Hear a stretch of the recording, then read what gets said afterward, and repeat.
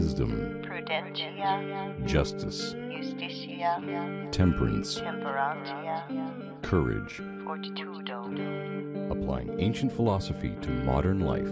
This is the Sunday Stoic.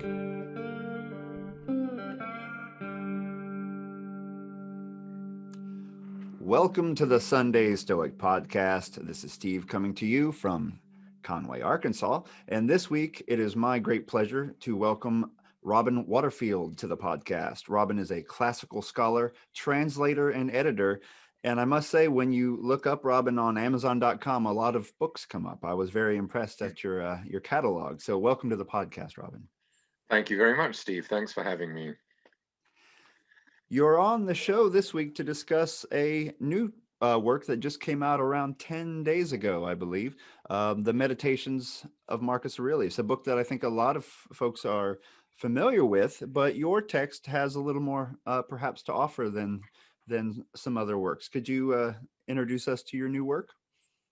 Yeah, well, I mean, primarily, of course, it was a new translation. Yes, obviously, it's been translated a lot before, and a couple of times it's been translated rather well before. But basic books, the publisher felt that they could sell a copy of a new translation, and they found me.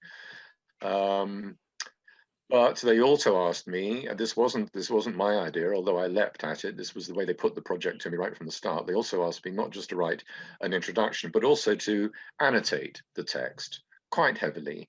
So every page that you open, there's likely to be 2 or 3 notes on it as well, explaining the text. The thing is, it struck me that the text has either been in the hands of completely lay readers, people who are just picking up the book because they've heard of it and because they enjoy it, but they don't know anything about Stoicism. And on the other hand, the book has been in the hands of professional professors of ancient philosophy who write, abstruse and pretty inaccessible stuff about it.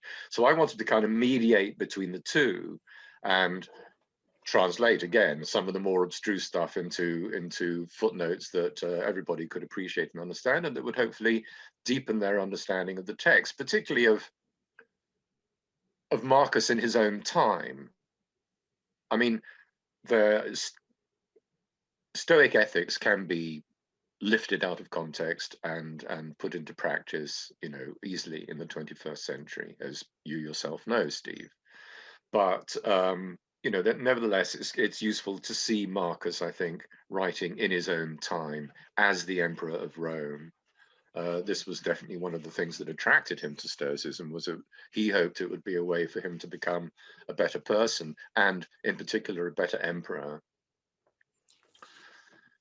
I'll say on the back, there's a quote from Massimo Pigliucci saying that the introduction alone is worth the price of admission. And I think I agree with Massimo. That was a very well done introduction, both for those new to the philosophy, they don't know what Stoicism is, as well as folks like myself, a layperson who's been reading the Stoics for a few years anyway. It was a very thorough and well done introduction. I really appreciated that. Thank you. Yeah, that's one of the things I do. I've also translated quite a lot of Plato, well, over half of Plato's works, some Aristotle, some other philosophers and things like that. And so I've kind of got the hang of introducing ancient Greek philosophy for a lay audience, a non-specialist audience. So how does one translate? Because this is a fresh translation. What was your source, and how do you go about going from ancient Greek to English? What's that process look like? Well, the sources are always the same. There are in existence standard texts of all ancient Greek, Latin, etc. authors. And in fact, there are usually several standard texts from different publishers, and you find the one which is reckoned to be the best, make that the basis of your translation. I don't think I've ever done a translation, however. I've got over 30 volumes done now of translations from ancient Greek, and I don't think I've ever done one where I've not changed the text slightly. In other words, where I slightly disagree with the standard edition and want to read something else, which I think makes better sense. And then I don't know, you just sit down and start. But yeah. It really helps if you can do it day after day. And I'm luckily in a position where I can do that. I'm supported by my wife, so that she leaves me free to work. I don't have any other responsibilities. I live in the middle of nowhere in Greece. So this was even before lockdown. I was able to sit, day after day and really immerse myself in meditations. And when you do that, you get very intimate with the author. And that's a feeling I like, because, it's usually fairly easy to translate a text. I mean, if you're fluent enough in the two languages involved, it's usually fairly easy to translate a text with accuracy. But it's likely to come out sounding rather stilted, what we call translationese, which isn't the way anybody speaks. So the next thing I always do is I look at a sentence I've written and I say, is that what somebody would say? And then, as a result of this process of getting very intimate with the author, in this case Marcus Aurelius, you ask yourself, okay, so as I say, the process of translating accurately is fairly easy, but the process of feeling that you've not just captured the sense, but also the tone of voice, the nuances, the undercurrents, those sorts of things, that's what's difficult. And that's where I refer to this feeling of intimacy with my author. And I ask myself, would Marcus approve of the way I've done this sentence? And you go through like that. By the time the book is published, there is no sentence in it that hasn't been tweaked a dozen times. Mm-hmm. Or hardly any sentence. So I write something, I rewrite it 4 times straight away. Then I come back in the evening and check my work and rewrite it maybe once or twice more. And then over the months, it goes on and on and on like that. I'm an inveterate tweaker and refiner. It works. I mean, it's a good process. I really enjoy. Translation for me it's a great joy. There's nothing gives me greater pleasure than feeling that I have captured a sentence or a paragraph or a book as a whole. As I say, not just done it accurately, but done it in a way that I feel the original author would approve. It gives me a buzz every time. And I'm so lucky that I can go on and on and on doing this. As I say, I've done 30 volumes already, or 30 plus. Now, how much education did you have in reading ancient Greek to be able to do this? I know I've talked to some lay Stoics, as it were, who have been thinking about trying to learn to read ancient Greek so they can delve into these works. How long does that? I mean, I know it's going to vary from person to person, but that seems like a lot of work. Well, I was brought up. I went through a very, very traditional British, what we call public school, i.e. private school education, with the result that I started Latin at the age of 8 and Greek at the age of 10. Wow. So, which is very privileged. And most of my peers at school were saying, oh, boring, dead languages, get lost, But for some reason, I just took to it. Languages were my thing when I was young. And I just took to it, and just went on and on. And then I did it at university, and then I fell into translating. Wonderful. That's great. Well, did you have to leave anything out of the text that you thought maybe Marcus didn't actually write and was glued on later as the text went from hand to hand over time? Yeah, like I say, there's always 1 or 2 places or more. Marcus's Greek is quite difficult, so there were quite a few places in this one where I disagreed with the standard editions and read something slightly different. Rarely my own ideas, just other people's readings of a particular sentence. Sure. The most significant bit I omitted was, I think, in book 11, section 3, where there's a mention of the Christians. Oh yes, I've had talks with my patrons about that line, because we were trying to figure out what was going on there during a book discussion. Yeah, so here he says, How admirable is the soul that's ready at every moment in case it's time for it to be released from the body, ready, that is to say, for extinction, dispersal, or survival. But this state of preparedness must stem from a specific decision, not from mere contrariness. And at this point in the text says, not from mere contrariness, like the Christians. Mm-hmm. Now, it's the way it's expressed in Greek is ungrammatical. That perhaps on its own isn't enough to condemn it, because Marcus was quite often writing more or less just notes to himself. So he's quite often, grammar gets stretched or compressed or quite a lot in the book. So that might be it. Just didn't read right to me. So I think that was a later insertion. I apologize to all those Christians who would love to have, read such an early reference to. To their religion, but I don't think it's original. I think it was. You see, what you've got to remember is that the people who were the scribes who were copying the way books were published was that you wanted to read a copy of a book, so you asked a scribe to transcribe it from a master copy, and this transcribing was always done within the monasteries. Mm.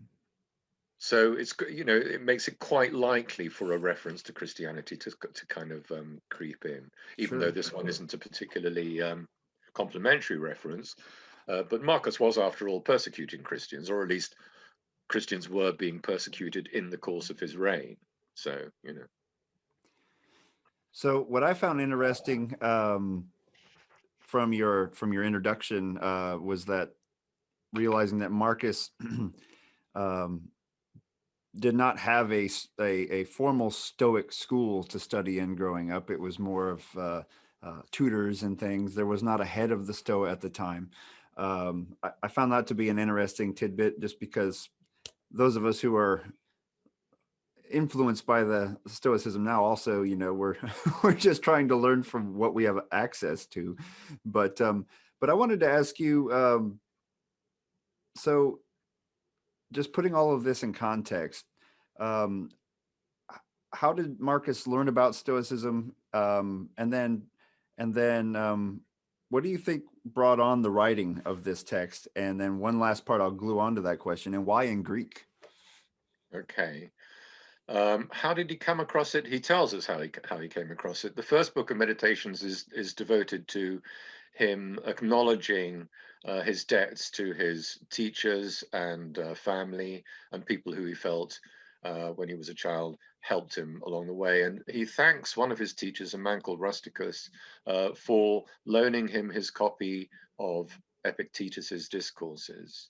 So that may well have been the very first time Marcus came upon Stoicism as a fairly young child. Epictetus, remember, was the former slave who became the foremost teacher of Stoicism in the generation previous to Marcus. He wasn't around for Marcus himself to study under, although, as Emperor of Rome, he probably wouldn't have had the opportunity. He was able to attend lectures, but I don't think he'd have had time to, devote himself to a whole course of study for 2 years or 3 years or something, however long it might take. So I think that's how he came across it, and he was immediately attracted to it. He was immediately attracted to its austerity, to its severity. I think he felt that chimed with the, well, again, I'll use the word austerity, I guess, or the robustness of traditional Roman values. I mean, he was obviously being brought up to be Emperor of Rome. He had to follow the traditional values, and I think he felt that Stoicism chimed with that.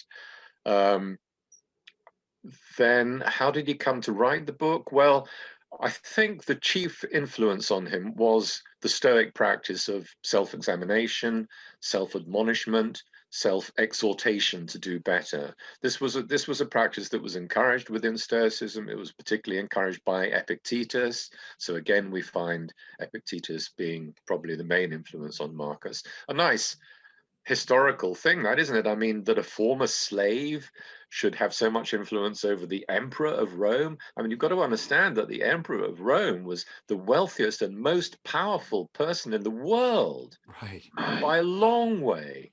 Much more than the Queen of England or the president of the States or China or something at the moment, by a long way, head and shoulders. So a former slave influenced him. So yeah, so I think he took this practice of self-examination and did it literally. He just wrote down ideas that he liked, short texts that he liked, but above all, he wrote down his own reflections on himself. It's a very, very personal book. It's a very sincere book because he didn't expect anybody else to see it, so there was no reason for him to dissimulate at all. Yeah, it was to encourage himself to keep on trying daily, minute by minute, hour by hour, to be a better person and a better emperor. And it was his way. He uses a nice phrase. He says, of dyeing his mind, of coloring his mind. So it was a way of coloring his mind with all the Stoic precepts and ideas that he felt were helpful for him and were important. And why in Greek? It is on the surface, it does look like a bit of a puzzle because, I mean, he was Roman, so he spoke Latin, and he'd have been conversing on a day-to-day basis with everybody else around him in Latin. Mm-hmm. You'd have thought that if he was writing just for himself, which he was, then he would have written in Latin. But he used Greek because Greek was still the language of philosophy. There were philosophers writing in Latin. Seneca, a Stoic predecessor of Marcus's, is an important example. But Greek was still kind of the language of philosophy. It was also, in some senses, the language of history writing as well, but more people obviously were writing history in Latin. And also, I mean, it was a Stoic text. He was a Stoic, and there's quite a few Stoic technical terms that had arisen within Greek Stoicism that were kind of awkward to translate into Latin. So I think it just came naturally to him to write in Greek. He was more or less bilingual. All educated Romans were more or less bilingual in Greek as well as Latin. Did Marcus use a lot of that? I know the Stoics were well known for having their own vocabulary or the vocabulary of philosophy. Did Marcus use a lot of those technical terms throughout the Meditations? He does, but not in a very sort of intrusive or heavy way. Usually in a way that's more or less comprehensible on its own. But obviously, I mean, this is what my footnotes were for. I annotate the use of technical terms and explain them. Terms like, impulse and the command center and the guardian spirit within and things like that. So the book's laid out with that the introduction, not an introduction, but the reflections on those who have helped him, mentors to him, his family, and I believe from your introduction, you mentioned that was one of the last bits written. Almost certainly the last bit written. Whether he or whether it was accident that it ended up being the first book. Possibly accident, because it's at the beginning of the second book that he gives the second and third books a kind of a heading at the beginning, telling us where he was when he wrote them. So I suspect that, and since the first book doesn't have one of those, I suspect it was written later. And also it kind of, when you read it, it's the kind of thing that somebody might think about afterwards. Because it's not as personal. If, as I say, the main purpose of Meditations was for Marcus to reflect for himself, this is less reflecting for himself. This is, as I say, he's acknowledging his debts to his teachers and things like that. Just showing us what wonderful people they are and what a good influence they had on him. But yes, I think it was written. I think everybody thinks it was written more or less last. Now I know there's a lot of repetition as you read through the Meditations, where he's reflecting, kind of regurgitating ideas and putting them into different, wording them differently and just working through these ideas. But did you see, as you're working on this, because I'd imagine you get pretty intimate with the text, translating it, do you see different themes in the different notebooks as you go, or do the same themes come up over and over again throughout? It's pretty much the same themes coming up over and over again throughout. And this is a product, as I say, of the fact that Marcus was trying to dye his mind, color his mind with the important ideas. So he just keeps repeating them, because repeating them is a good way to. It doesn't mean, I mean, when you can read the book from cover to cover, and it doesn't read that repetitiously, because he generally finds new and interesting ways to put the same point. It's rarely exactly the same expression. And so, yeah, so you meet, above all, you meet, I think, three themes. One of them is anger management. He clearly had a short temper, and he clearly was able to get very quickly irritated by the idiots he was surrounded by, or at least some of them he felt to be idiots, or even knaves. And you often see him struggling to control his temper and say, "Come on," and he finds various ideas to express about anger which show why he should not, fly off the handle. So that's one theme. And then death is another theme. I'm pretty convinced of two things. I think Marcus was consumptive. I think he had chronic tuberculosis. A lot of people did in those days, of course. I mean, a lot of people did up until the 1950s, for heaven's sake, And I think by the time he died, I think he knew he was dying. I judge this at least partly on the fact that the final entry of Book 12 is a perfect entry for someone, written by someone who knows he's dying. So I think he was ill. I think he knew he was dying. And so you get a lot of reflection on death, on how, as the Epicureans would say, it is nothing to us. It's not important. It's not to be feared. It's a natural process. It's even to be celebrated, because, as Marcus keeps saying, as a Stoic, he believed that on death, the four elements, earth, water, fire, and air, that make up your body will, your body and your soul, will separate and go their separate ways, where the universe will then reuse them to make something else, a horse or a tree or something else. And this for Marcus was an important and good process, so he even celebrates death. And the third thing that he comes back to again and again is the paltriness of fame.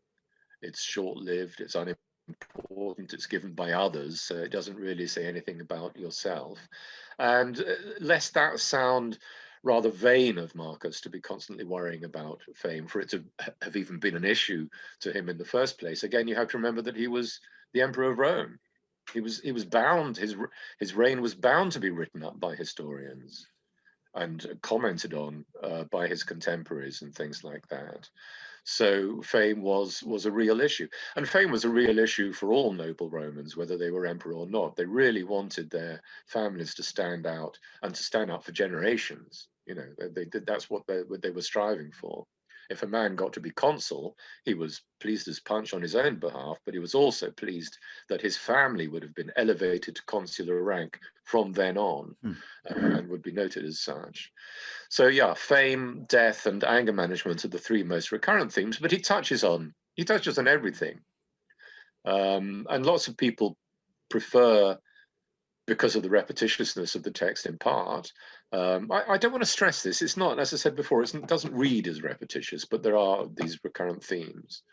So some people prefer just to dip into it and, pick up a bit here and pick up a bit there and have it on their bedside table at night or something like that. And it's a good book for that. It's a great book for that. It is. I have heard some argue that Marcus seems like a grumpy pessimist as he's talking about other people, but of course from the Stoic practitioner side, I also can see what he's saying as a way to just prepare himself to not fly off the handle when he does inevitably meet individuals that tax his patience. What do you think about that? I wouldn't perhaps quite say he was a pessimist, because a pessimist sees the worst, doesn't he? So Marcus, as a Stoic, was always trying to see the best. As a Stoic, he believed that every situation he was in had been created by a providential God for himself alone, and for a good reason. And so he was always trying to see the good. But he was melancholic, shall we say, had that slightly dark-hued aspect to his character, but melancholy in the sense of it's melancholy that gives you a kind of profundity, I think, rather than melancholy that makes you pessimistic. Yeah, chiefly irritated by the people around him or skeptical of them, and uncertain of the value of the world in general, the things of the world. He certainly wasn't attracted by materialism in any sense. He'd set his goal elsewhere. You mentioned that every situation was created by divine providence, so everything is happening as it should. I just wanted to ask you about that. The divine or God or gods. That's one thing I've always found interesting about the Stoics. You'll see God, gods, nature, all of that, and trying to parse The out if universe, the yeah, universe. Yeah, are these the yeah. same thing? Are these different things in Marcus's view? Do you have any thoughts on that? How he thought of that? Yeah, they're pretty much the same thing, except, I mean, well, when he says, the universe wills this, or God wills this, or Providence wills this, those are all definitely the same thing. But I think there is a difference between God and gods. No, sometimes he says the gods just as a way of saying, the divine in general. But I also get the impression that the gods for him were agents of the singular God. Perhaps a little bit in the way that Christians nowadays see angels Okay. as the agents of God. So I think the traditional Greek pantheon, well, he calls God with a capital G, the single god Zeus, so that's that one. But I think the rest of the gods of the Greek pantheon he was inclining to see them as kind of agents of Zeus, or of the big god, or of the universe, or of the providence, or of the, Right. all of the Does rest. Marcus? I can't remember now. I think he writes of the logos also, doesn't he? Is the logos come up in Marcus? Yes, it's because it's a terribly difficult word to translate in Greek because it has so many different meanings. But yeah, he's using it chiefly to mean the rational faculty. And since the universe, God, is for him rational, since our rationality is the divine spark in us, then yeah, he can use that as a synonym as well. Hmm. Now, it's such an interesting book, and just for those listening, the footnotes in this translation are excellent, and I highly recommend it. I just flipping through learned a lot of things and put ideas together. Like I've heard about Marcus. Uh, being on, being hooked on opium, for example, or, but you mentioned how he was well, I also relate to Marcus because he didn't like getting up in the morning, but it may have been brought on by the opium. But you have footnotes that help to explain all of that and what Galen Yeah. had to say about it, etc. It's just so, it's such a handy thing to have these tidbits at the bottom of the page to help flesh out what's going on. Thank you. Yeah. Well, I really enjoyed writing them, so that comes across, I hope. Are there any other books like the Meditations that we from ancient times? Do we have anything else like this at all? There's no book like it anywhere, frankly. It's completely unique. There's no other book in which anybody reflects at this kind of length, encourages himself or herself at this kind of length. There are more recent books which are roughly equivalent. Kierkegaard's notebooks are a bit alike. Lord Shaftesbury's notebooks are a bit alike. In fact, some of Lord Shaftesbury's stuff is really quite Marcusy, quite Markan, perhaps I should say. But no, it's a unique book, and that's why it's so great. I've also translated Epictetus, and that's completely different. Completely different. It's much longer, for one thing. He's a teacher. He's a professional teacher, so he's addressing his students or his visitors. When Epictetus says "you," it's always an external person that he's trying to correct or get to change their mind in some way or persuade of something. When Marcus says "you," it is always him, always himself. He doesn't try to get me, to change my life. He only wants to affect his life. Mm-hmm. And that's a charming aspect of the book. So it turns out to be a happy accident that when we read the book and he says, you must bloody blah, we read the you as ourselves. Right. That's just a happy accident, because that wasn't his intention in the first place. He was only addressing himself, but we can take it too. It's interesting in that I can't recall where, but I read that when journaling, if you take yourself out of it slightly by addressing yourself that way, you should do this or this should be done, it can actually help you to act on what you're writing about or reflect on it in a different way than if you say, I need to do this. And it's just interesting. It's a technique to distance yourself maybe from it slightly, but yeah, that sounds like it makes sense. Yeah. But yeah, so it's just it's a very powerful book. It's obviously influenced individuals throughout time. I think you even mentioned it said that Bill Clinton was a fan, for example. I've it's just interesting who has been influenced by this text. But I think what I like about your translation also, I mean, there are other modern English translations, but it's so nice to read a book that flows well. On the podcast, I always read public domain versions of books when I'm doing readings because I don't like being sued. But it's so nice to step away from the 1800s translations and read a modern one. And on that note, do you have any passages that you would say are some of your favorites that you'd like to share with the listening audience? It's a hard one because I like it all, really. Can I read a little bit out? Yeah, please do. Okay, this is one sentence that I particularly like, and I like it for two reasons.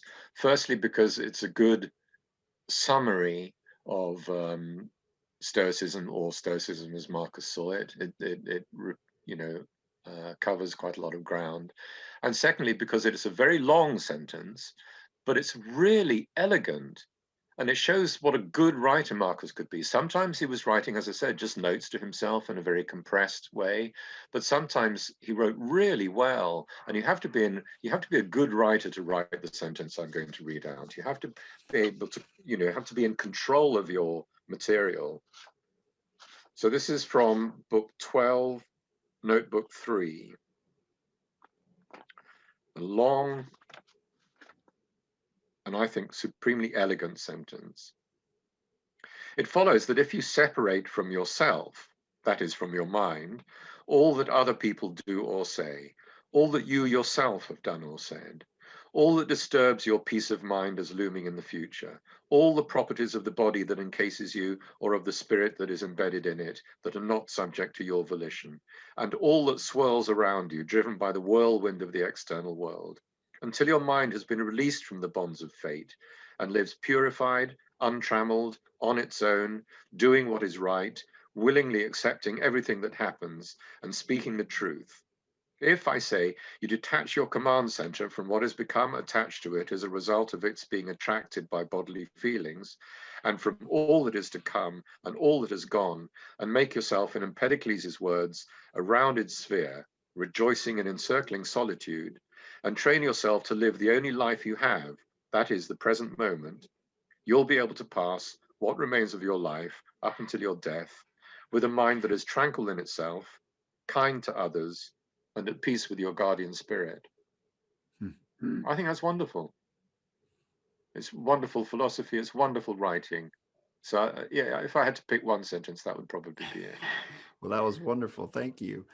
Robin, do you have any other works that you're delving into now that you can talk about? Well, Epictetus will be out next year from University of Chicago Press. I'm writing a biography of Plato at the moment for Oxford University Press. More or less simultaneously with Marcus, a history book came out called The Making of a King, Antigonus Gonatas of Macedon and the Greeks, because I do history as well. In fact, for the last 20 years, I've done more history than philosophy. It's only in the last couple of years that I've returned to philosophy again, which has been refreshing and fun. Well, I greatly appreciate you joining the podcast this week. I'm sure the listeners will enjoy it. I will put a link to the text where they can check out the text in the show description. Is there any parting words you wish to leave us with before we go? No, I just thank you for the opportunity, Steve. That was great. Well, thank you, Robin. And as I end all my episodes, seize the day, carpe diem. Carpe diem. Yes. So you'll send me a link as well, huh? Thank you for listening to The Sunday Stoic. If you enjoyed the show, please subscribe, rate, and review The Sunday Stoic on iTunes. Become a member of the Sunday Stoic team, earn rewards, and be an integral part of the show by becoming a patron at www.patreon.com/SundayStoic. Contact the show by emailing sundaystoic@gmail.com or by leaving a voicemail at 501-503-3132. To find out more, visit www.sundaystoicpodcast.com. And as Steve always says, carpe diem.